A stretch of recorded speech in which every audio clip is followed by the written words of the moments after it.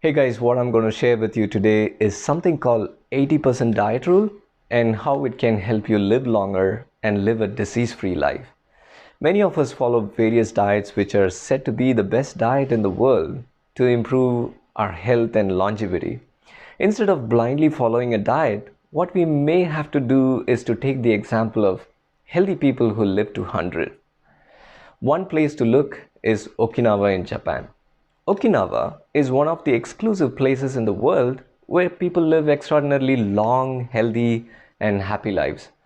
From the statistics of Okinawa, we understand that for every 100,000 people, Okinawa has at least 68 people who are 100 years of age. The number may look very small, but that's more than 3 times the numbers found in other parts of the world. Well, the reason for their longevity is not their genes or luck. It is mindful eating, an intention to stay healthy, and total awareness of body. So, if you specifically see what food they eat predominantly a whole food plant-based diet. That's not our topic for today. So, these are basically some of the significant characteristics that have been proven to aid in their longevity. And now let me tell you about the 80% diet rule, which is our topic for today. If you ever had the luck to meet an Okinawan elderly person, you would hear them whisper a certain phrase before beginning their meal, which goes like this: Hara, Hachi, Bu.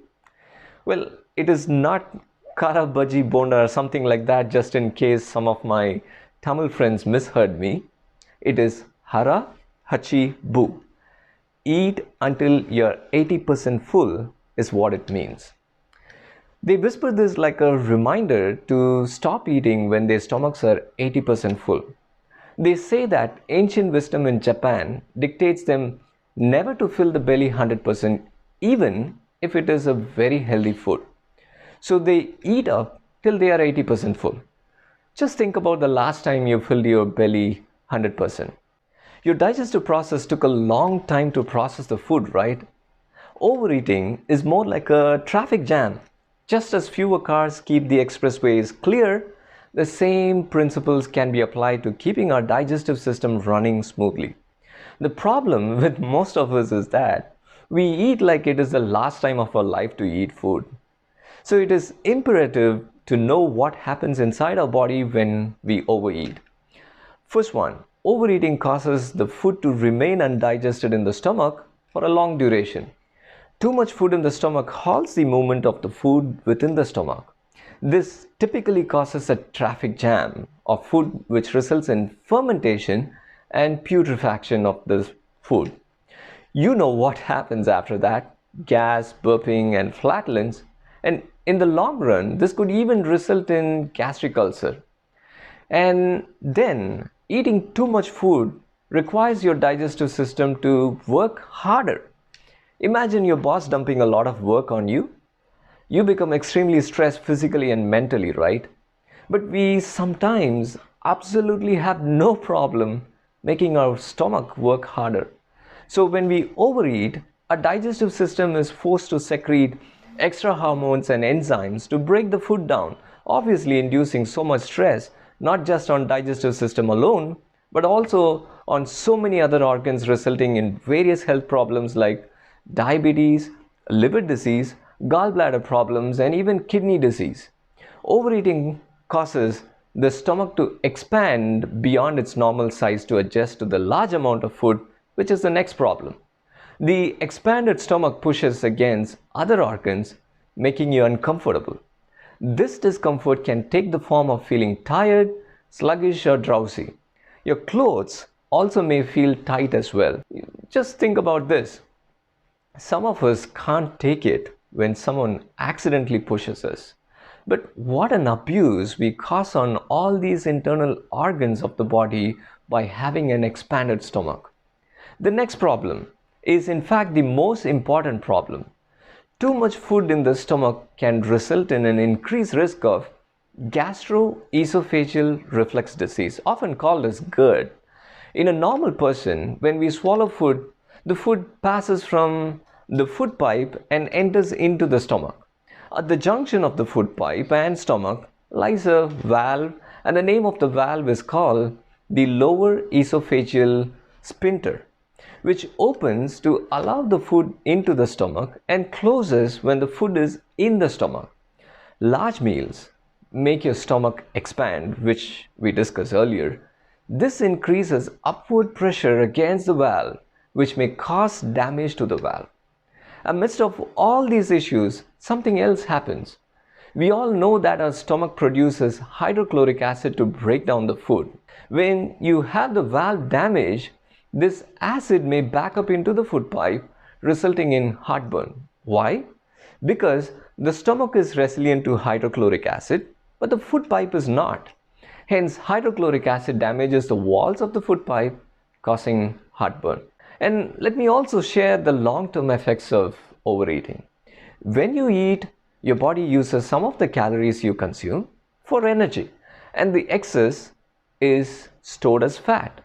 And so, consuming more calories than you may burn could cause you to become overweight or obese. This increases your risk of heart disease, stroke, cancer, and other chronic problems.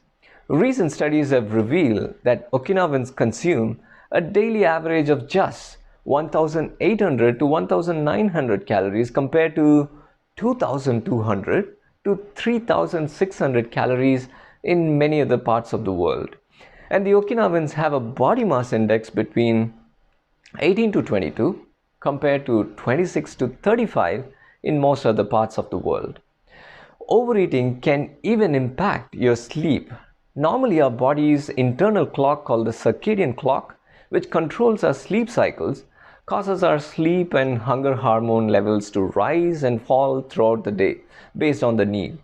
Overeating can upset this rhythm, making it hard for us to sleep through the night.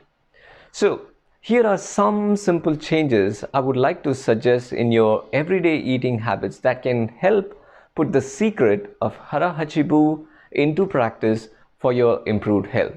The first one is to practice temperance. The Okinawan way is to practice temperance. The definition of temperance is to have total abstinence from bad things and practice moderation in good things. So, how do we practice temperance? Obviously, by refraining from bad food and eating healthy food in moderation. Secondly, eat slowly. This also means we have to chew the food well. Eating faster results in eating more. Slow down to allow your body to respond to cues which tell us we are no longer hungry. Research shows it takes roughly 15 to 20 minutes for your brain to register that your stomach has reached its capacity. And eating slowly helps to short circuit overeating. Third one is focus on food. Turn off the TV and keep all other forms of digital devices away from your eating environment. You'll be less distracted, consume less, and savor the food more. Next one is use small vessels. Choose to eat on smaller plates. You're likely to eat significantly less without even thinking about it. And of course, small size plates are better than trimming down the size of your stomach with procedures like bariatric surgery, right? And the fifth one is to prepare right amount of food.